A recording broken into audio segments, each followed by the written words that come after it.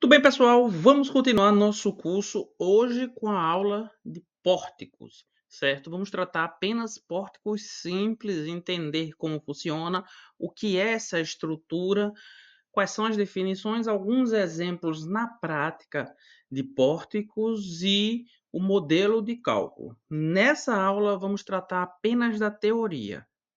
Vamos encaminhar um problema para a próxima aula. Muito bem. Então, como eu falei, na aula de hoje teremos a definição de pórticos, alguns exemplos práticos construtivos e os modelos que são empregados para esse tipo de estrutura.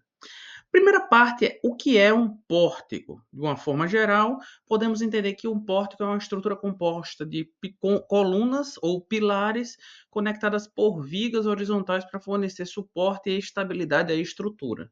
Frequentemente utilizado em construções para criar aberturas e entradas distintas. Muito comum na engenharia transformarmos os pórticos em estruturas de translado e de passagem. Vamos ver agora alguns exemplos de pórtico. Por exemplo, aqui a gente tem uma ponte rolante que é formada por pórticos metálicos. Ela serve como uma ponte para levar material, um guindaste de uma forma geral. Um pórtico bastante conhecido na cidade lá no Rio Grande do Sul, na cidade de Gramado, a entrada da cidade é um pórtico. Outras cidades do interior do Rio Grande do Sul também tem vários outros pórticos.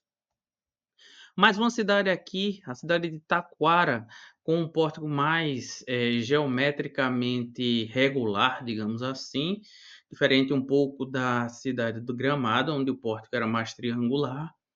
E aqui tem um pórtico bastante especial para mim, porque esse é o pórtico do campus, do bloco de engenharia do campus do Instituto Federal de Alagoas, onde eu trabalho e leciono já há mais de 15 anos, algumas das diversas disciplinas do curso de engenharia civil.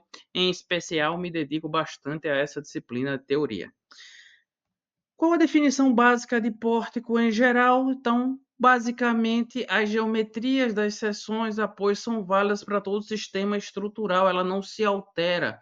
Ou seja, a posição geométrica vai de acordo com o que eu estou trabalhando, os graus de liberdade vai estar de acordo com a estrutura que está sendo desenvolvida, primeiro, segundo e terceiro gênero, e o observador que foi introduzido lá no capítulo anterior de vigas inclinadas serve para aqui. Principalmente porque eu tenho que definir como eu estou enxergando a minha estrutura e a partir daí eu vou construir o meu roteiro de cálculo em relação à posição do observador, certo? Em geral, eu costumo trabalhar com meus alunos a posição onde eu estou olhando sempre da esquerda para a direita, de baixo para cima e da direita para a esquerda. O que é que altera? A posição dos dois eixos. Por exemplo, se meu observador está olhando de dentro para fora a barra vertical 1, o que é que acontece? O meu eixo positivo do X vai estar para fora da minha estrutura, enquanto o negativo vai estar para baixo. Se eu altero a posição do observador, rotaciono ele, coloco ele de fora para dentro, o que era positivo vira negativo, o que era negativo vira positivo. Então, eu tenho que tomar bastante cuidado na forma em que eu posiciono o observador na minha estrutura. Basicamente, o que se altera é exatamente isso. O pórtico tem uma particularidade em especial. O fato de eu ter barras mudando a sua posição relativa em relação às outras obriga que a gente faça um corte.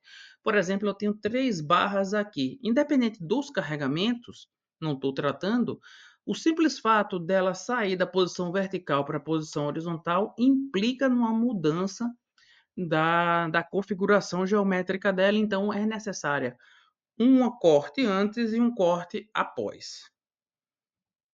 Já para a barra vertical, novamente, eu sempre adoto de baixo para cima, que é aquela configuração que a gente vem adotando durante todo esse curso.